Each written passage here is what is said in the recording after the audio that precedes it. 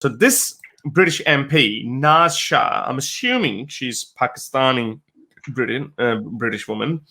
So she gave a speech in the Parliament. Is the House of Commons, is it? So Naz Shah basically. So what happened was recently they passed a legislation in British Parliament that people who vandalize statues, or let's just say Winston Churchill or someone else from the past, if people who vandalize those statues, like demolish them, break them, pull them down, whatever, they could be sentenced up to 10 years in prison. So one of the MPs actually said that this brings emotional harm. So our dearly beloved Muslim British parliamentarian saw a perfect opportunity to put her own point in that, which is, as you all know, if you're a Muslim, the biggest thing that they want to talk about is cartoons of Prophet Muhammad.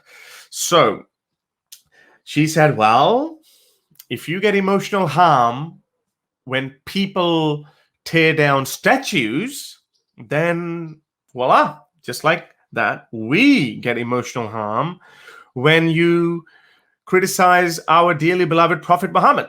If people can't understand the emotional connections to statues, then they can understand the connection Muslims have with the Prophet Muhammad. So there's a whole video there. You can see it's been viewed, I think, nearly almost at that time when I took 500,000 times by people.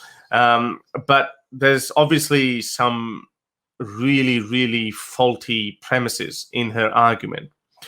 Ignoring what that MP said, that it causes emotional harm. To me, it's not about emotional harm. I mean, we can't really care about emotional harm on that scale, because I mean, what if your hairstyle gives me emotional harm? Baggy jeans or reverse baseball cap, whatever. The same argument.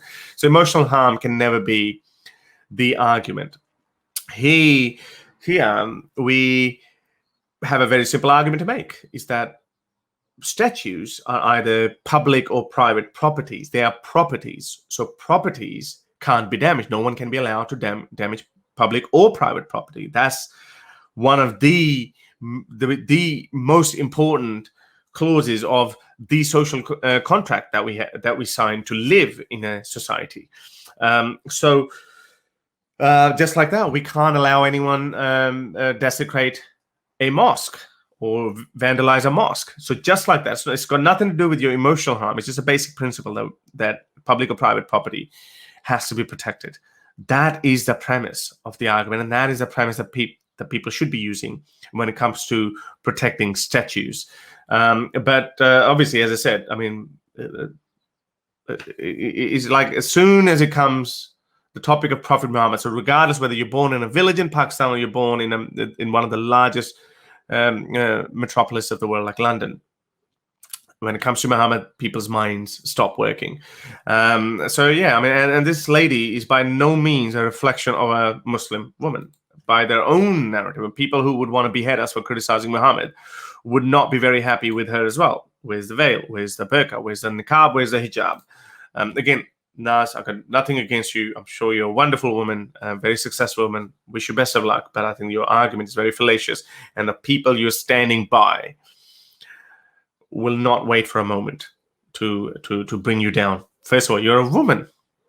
According to their ideology, you shouldn't even be talking. So have a look at this Quranic verse, the book that you are defending. This book says, "O wives of the Prophet, you're not like anyone among women. If you fear Allah," and this is instruction for all women, and Prophet Muhammad's wives are being told that you should lead by example. "If you fear Allah, then do not be soft in speech to men, lest he in whose heart is disease should covet." So you shouldn't even be speaking politely to people. That's what your holy book says, which is actually the word of the very character Muhammad that you're trying to protect.